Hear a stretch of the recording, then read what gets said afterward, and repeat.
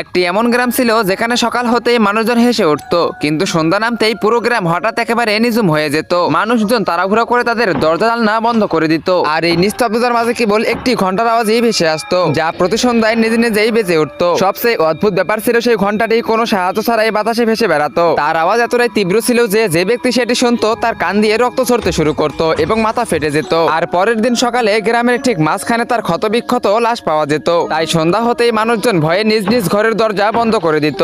আর ঠিক সেই গ্রামেই থাকতো ঠুংঠুং। ঠুংঠুং সারাদিন মাঠে কঠোর পরিশ্রম করত এবং সন্ধ্যা নামার আগেই বাড়ি ফিরে আসতো। কিন্তু ঠুংঠুং এর মাথায় সারাক্ষণ একটি প্রশ্ন ঘুরপাক খেত, যদি ঘন্টাটি বাতাসে ভেসে বেড়ায় তবে তার পেছনের অদৃশ্য শক্তিটি কি এবং তার রহস্যটাই বা কি। একদিন সন্ধ্যায় ঠুংঠুং নিজের ভাবনায় এতটাই মশগুল হয়ে পড়েছিল যে সে টেরই পায়নি কখন সন্ধ্যা 7টা বেজে গেছে। সচেতন হতে সে দ্রুত বাড়ির দিকে রওনা দিল, কিন্তু গ্রামে পা রাখতে সে দেখলো সেই ঘন্টাটি বাতাসে ভেসে সোজা তার দিকেই আসতেছে। এটি দেখে ঠুংঠুং ভীষণ ঘাবড়ে গেল। ঠিক তখনই ঘন্টাটি ভাসতে ভাসতে তার একেবারে কাছে এসে থেমে গেল এবং প্রচন্ড শব্দে বাজতে শুরু করলো। আর আওয়াজ এতটাই তীব্র ছিল যে পুরো গ্রাম কেঁপে উঠলো। কিন্তু ঠুংঠুং এর সেই আওয়াজে কিচ্ছু হলো না, কারণ সে জন্ম থেকেই বয়রা ছিল। কিন্তু সে মানুষের ঠোঁট নাড়ানো দেখেই কথা বুঝতে পারতো। আর তখনই হঠাৎ করে ঘন্টাটি বাজা বন্ধ হয়ে গেল এবং সেটার ভিতর থেকে একটি ছোট্ট বাচ্চার আত্মা বের হয়ে এলো। গাইস, আমি ইদানিং শুনতেছি যে ফ্রি ফায়ার থেকে নাকি পাবজি প্লেয়াররা অনেক বেশি বেড়ে গেছে। তো আজকে আমি এটাই দেখবো। তোমাদের কোনো কিছুই করতে হবে না। তোমরা যদি ফ্রি ফায়ার খেলে থাকো এবং ফ্রি ফায়ারকে ভালোবেসে থাকো তবে অবশ্যই ভিডিওতে লাইক করে চ্যানেলটিকে সাবস্ক্রাইব করে দাও। আর পাবজিকে ভালোবাসলে কমেন্ট বক্সে কালো লাভ দাও এবং ফ্রি ফায়ারকে ভালোবাসলে লাল লাভ দাও। আমি দেখতে চাই কার অডিয়েন্স সব থেকে বেশি।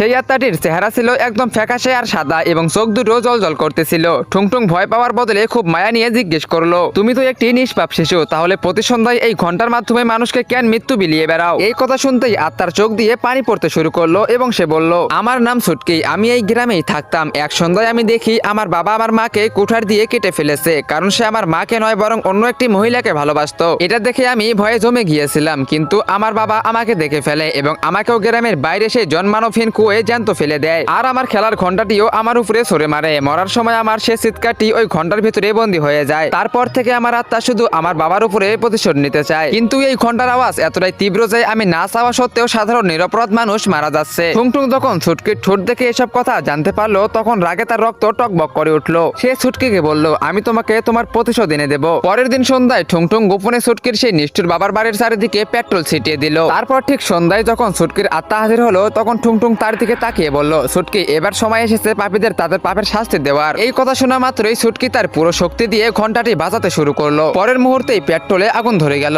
এবং পুরো বাড়িটি দাউ দাউ করে জ্বলতে লাগলো। আর ভিতরের তীব্র ঘন্টার আওয়াজে এক পলকে পাপীদের মাথা একটা একটা করে ফেটে চৌচির হয়ে গেল। আর এটা থেকে ছুটকি অনেক খুশি হয়ে গেল এবং তার আত্মা শান্তি পেল।